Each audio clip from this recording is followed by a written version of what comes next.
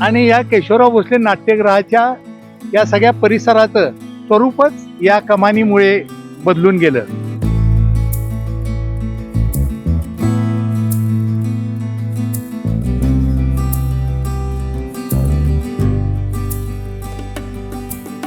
नमस्कार, मी सुधाकर काशीद, तरुण भारत कोल्हापूर. आता आपण उभे आहोत कोल्हापुरातील केशवराव भोसले नाट्यगृहाच्या प्रवेशद्वाराजवळ असलेल्या एका कमानीजवळ. ही कमान अतिशय सुंदर आहे, दगडी बांधणीची आहे आणि ही कमान केशवराव भोसले नाट्यगृहासमोर साधारण 1982च्या सुमारास उभी करण्यात आलेली आहे. या कमानीचा इतिहास खूप रंजक असा आहे.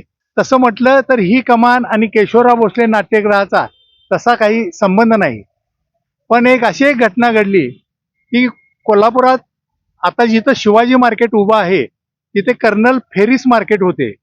कर्नल फेरिस म्हणजे कोण, तर कोल्हापूरचा ब्रिटिशांचा पॉलिटिकल एजंट.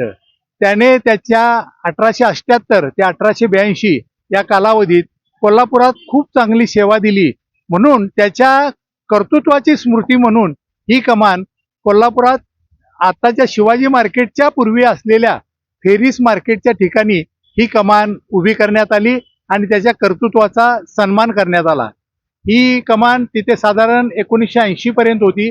फेरिस मार्केटही त्या परिस्थितीत होते, पण त्या काळात या फेरिस मार्केटच्या जागी शिवाजी मार्केट बांधण्याची संकल्पना आली आणि त्या कामाला सुरुवात झाली.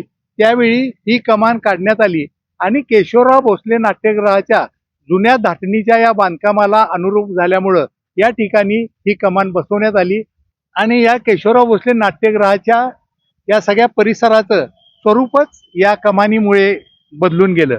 आता केशवराव भोसले नाट्यगृहाचं आधुनिकीकरण म्हणत नाही मी, पण नूतनीकरण करण्यात आलेलं आहे. मूळ जशी वास्तू होती म्हणजे तशीच ही केशवराव भोसले नाट्यगृहाची वास्तू उभी करण्यात आलेली आहे आणि ही कमान म्हणजे कर्नल फेरिस मार्केट अशा नावानं असलेली ही कमान म्हणजे या केशवराव भोसलेच्या वास्तूला अधिक त्या कमानीमुळं सुंदरता आलेली आहे.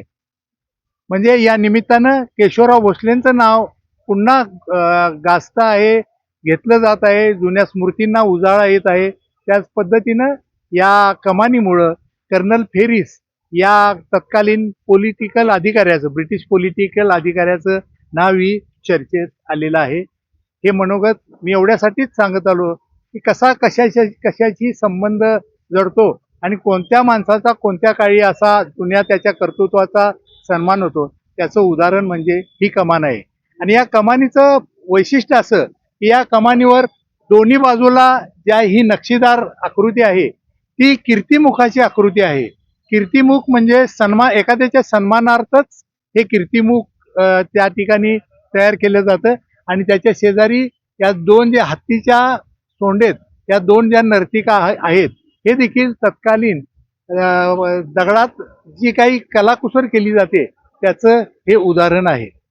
9 तारखेला केशवराव भोसलेच्या या नाट्यगृहानंतर त्याचं जे आहे हस्तांतर होणार आहे, जनतेसाठी ते अर्पण केले जाणार आहे. त्या निमित्तानं ही कमान देखील उजळून जाणार आहे, पण त्या निमित्तानं जो दडलेला इतिहास होता तो मी या मनोगताद्वारे आपल्या पुढं सादर केला आहे.